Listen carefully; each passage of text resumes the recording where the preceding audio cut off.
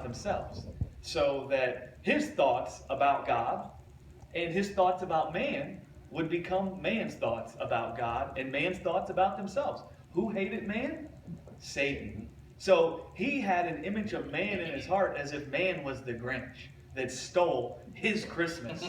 Because until man came along, he thought he was the most beautiful thing to God.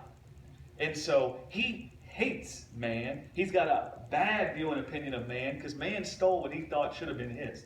And so he wanted to create man, the image he had in his heart of man, in man's heart. And he was also very bitter and angry with God for God seating man above the angels. After all, he made the angels before he made men.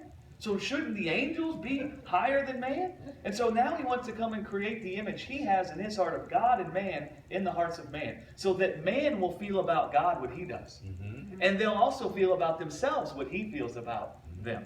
Thus becoming their God. And sending man off to experience a life where they labor and toil all their days to try to exalt themselves and to give themselves life, because they'll never trust God, because they'll be bitter and filled with hatred or shame, or whatever you want to call it, fear in the presence of God. Whichever way you want to look at it. On one side you can have fear and shame, and the other side you can have bitterness and hatred.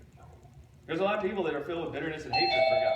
Yeah. And then you have a whole lot of people who are actually saved, and they're filled with shame and guilt and fear in the presence of God. So either way, he'll take it. Right? Yeah, right. Whichever way, he'll take it. Yeah, right. Yeah. Coming and going.